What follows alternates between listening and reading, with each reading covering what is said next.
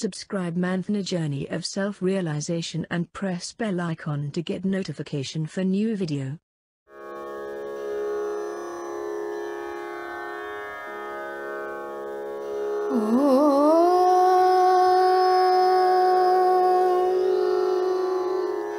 Namah Shivaya.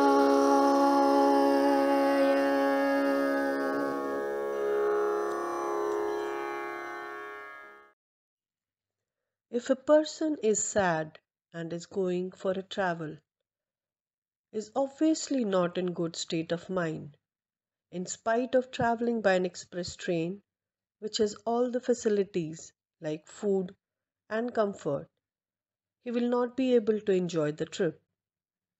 Everyone else who is traveling in the same vehicle will enjoy the trip, while he won't be able to enjoy the trip because of his state of mind. The person who has received a telegram about an unwell relative might have paid twice the amount for the reservation and would have all the comforts in the travel, but still he will not enjoy the travel due to his state of mind.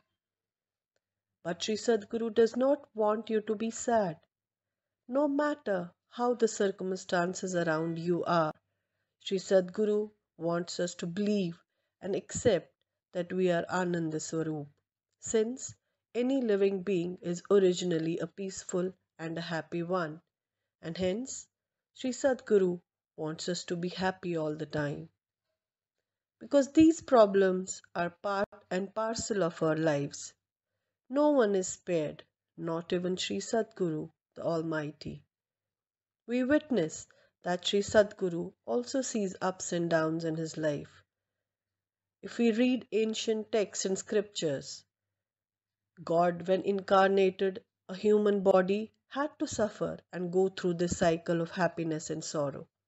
The whole idea of showing that even God has to go through these ups and downs in their lives is to lighten the burden of these ups and downs in our life.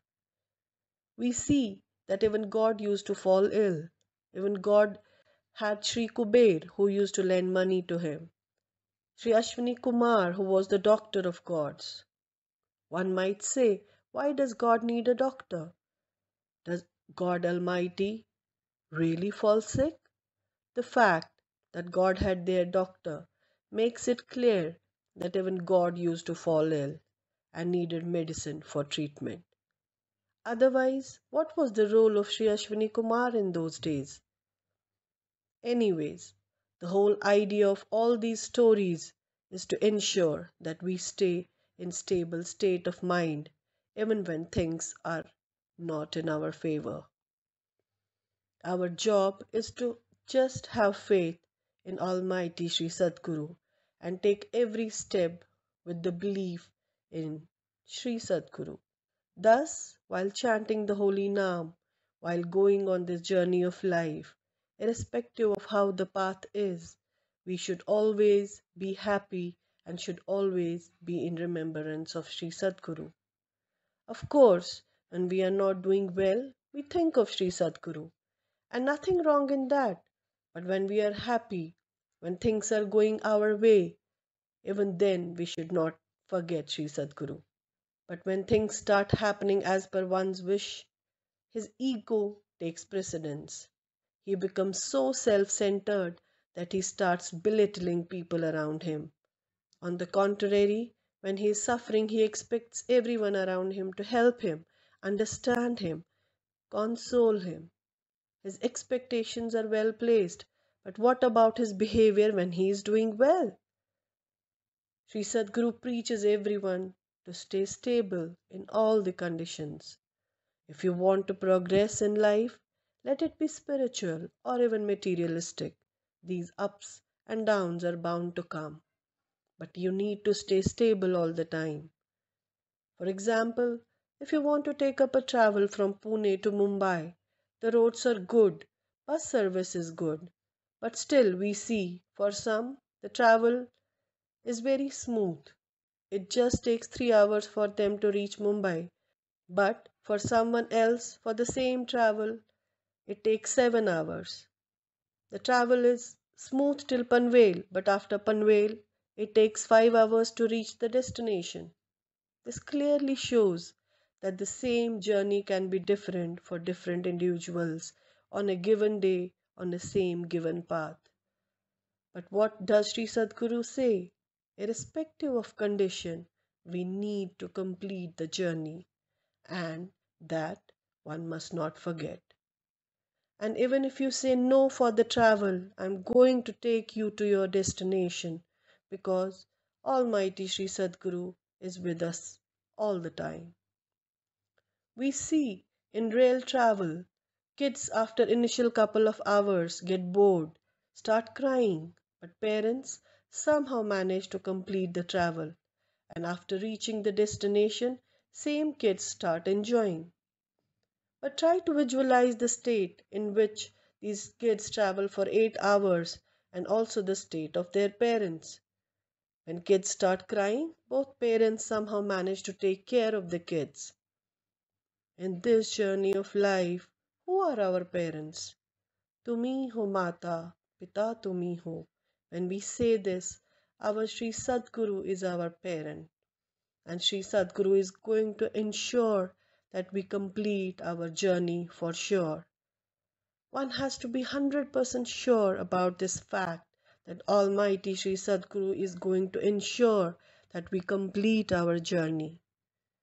When we say that things are not going as planned or things are not going our way, one should have strong faith that Sri Sadguru is going to take us through all this.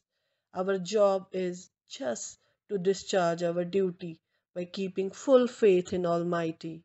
We should not shy away from our duty. But don't be mistaken that Sri Sadguru is going to do everything. Sri Sadguru is going to ensure that we complete the journey. So I don't need to do anything.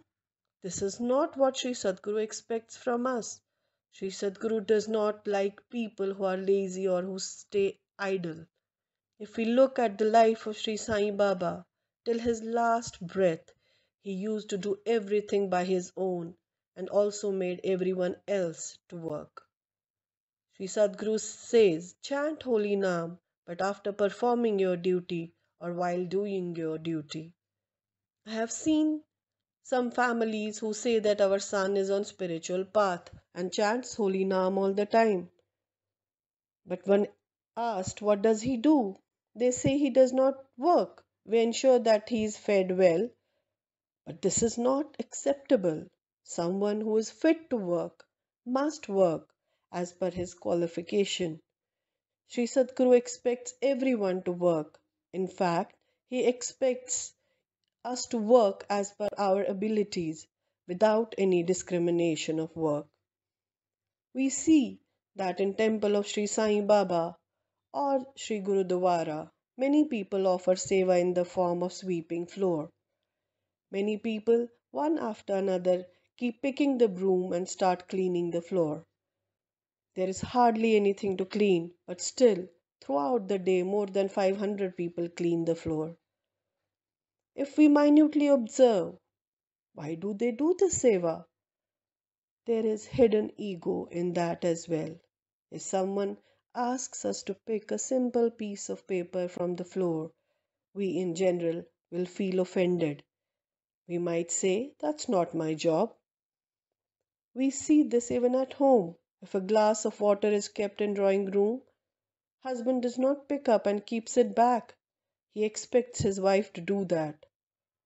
Towel is kept on bed after the bath and it is expected that it's the duty of wife to pick it and fold it.